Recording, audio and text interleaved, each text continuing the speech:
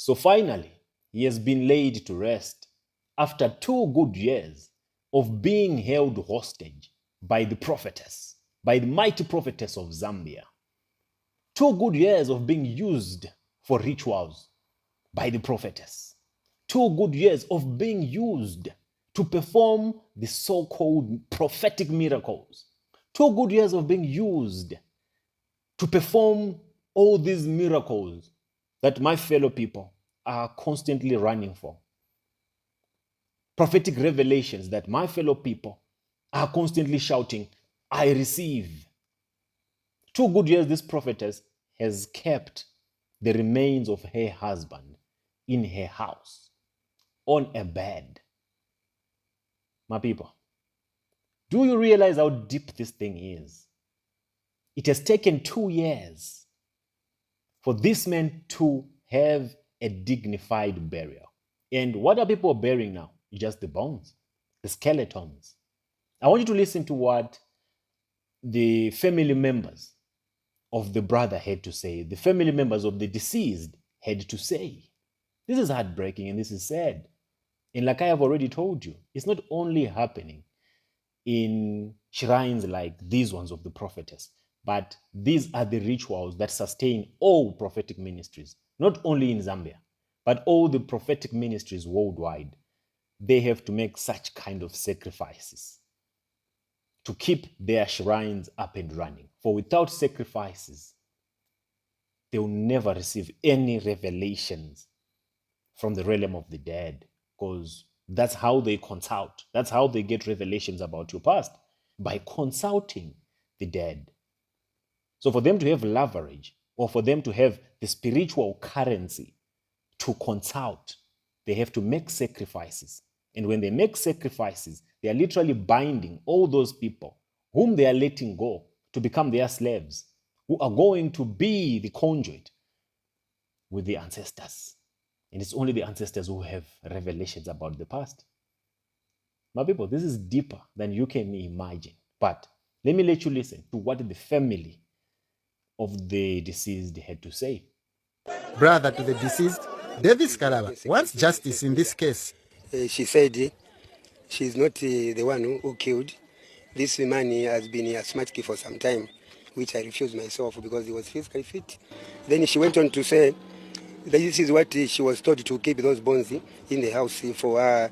She's doing a prophetess, prophesying in the church. And she wants to open up the church with the apostle. So they've been together with that man, and they've been carrying out some prayers in the same house. So meaning they know what they did, and the bones, the way they were looking, as if they were cleaning them. They are very clean. So meaning they were doing something with the same. A niece of the deceased, who preferred to speak off camera, says the family is heartbroken. So whenever we go there, she could always find excuses of just leaving the house so that she's not just with you people.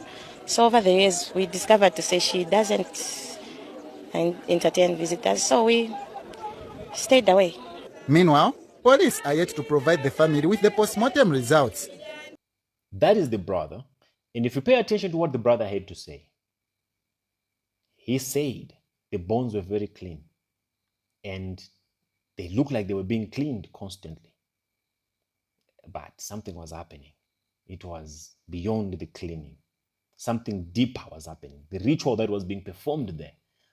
Now, some of these things I can't really expressly bring them to your attention because I don't feel you're ready to hear some of this information. But just judging from what the brother to the deceased just said, I hope you have an idea of what was going on. And if you listen again to what the sister had to say, that the woman, the prophetess, did not allow the family members to come anywhere near the house. The sister was not really open or receiving the family members for even, a family meeting, a family reunion, or for them to just come for lunch, for dinner. She would always keep them out. Like, no, you can't come here, just focus on your lives. Let me just focus on my life and my children. Because she knew if they would get closer, they might have discovered that the bones of their brother were actually in one of the rooms where this prophetess was staying. Zambia, the Christian nation, the God-loving nation, as they claim. As much as they claim to be God-loving, you see most of them going to Kakande. Where's the love of God in that? You see more of them flocking to these shrines. Where is the love of God in that? Now the prophetess is denying having done anything to the husband. The prophetess is saying he was asthmatic. He died of natural cause. She had nothing to do with it. But the brother and the family members, they're not buying that. If she really died of natural cause, if he really died of natural cause, then why did she not make any effort, to take her husband to the hospital? At what point did she realize that he was dead? I don't think you and I have the ability to declare someone dead, even if they are unconscious. Even if we come across someone who's unconscious, we are always prompted to call the hospital and take them to the hospital for further medical examinations so that the doctors can give us that report that there's no more life here. So how did the prophetess know that her husband was dead? How did she come to that conclusion if she had nothing to do with it? Or does she have any background in medical assessments or anything of that nature that can give her the know-how or an understanding of how to determine if someone's still alive or if someone is gone, how to check the pulse, and etc., etc.? Does she? And if she doesn't, then it's quite obvious that she did something to the husband. And how she did it is what needs to be investigated.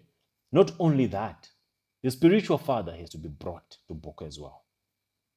The spiritual father has to be brought to book. And I don't believe that the spiritual father is from Tanzania, as she claims. I don't think Tanzania have any form of ritualists who are as deep as this one. The spiritual father of this prophetess is deeper than you can imagine. He knows what he was doing. He can never be from Tanzania. He might be based in Tanzania, but I'm suspecting Ghana and I'm suspecting Nigeria. Those two countries. Let's just wait as the police conduct their investigation, and you will come to realize that the spiritual father is only based in Tanzania, as she claimed, but his true origins must be Ghana or Nigeria. And do not be shocked to realize that the spiritual father is a spiritual son of Kakande or of TB Joshua or of any other native doctor in Nigeria. Do not be shocked, but let's just wait as the investigation goes. And then we will know who the spiritual father is, for he has to be brought to book. He's an accomplice to the demise of Brother George, and his justice must be demanded. And I hope the law enforcement in Zambia will take it upon themselves not to only investigate, but to prevent something like this from happening ever again. All prophetic shrines must be closed. Prophetic shrines are an extension of witchcraft. Prophetic shrines are disguised establishments of God. In their true sense, they are shrines. They do voodoo. They are sustained by blood sacrifices of this nature. She was just unlucky that she was caught. But all the prophets in Zambia, all of them, not only Zambia, but in different parts of Africa, they are practicing the same rituals of sacrifice to sustain their covenants, to have access to consultations with ancestors, with the realms of the dead people. So as we wait to hear more information about what's going to happen with Brother George Kalaba, we are still waiting for the police's post-mortem to determine what could have been the cause of death. But this was a sacrifice from my own point of view. The prophetess did it for spiritual power. She did it to pull crowds. She did it to have the power to perform miracles, and they have all been doing it. And you are the target. They are doing all this so that they can pull you. They are doing all this so that they can trap you. Continue following them at your own risk. But every time you step your feet on a prophetic ground, just know you are next. It's only a matter of time before they knock you out. Be wise.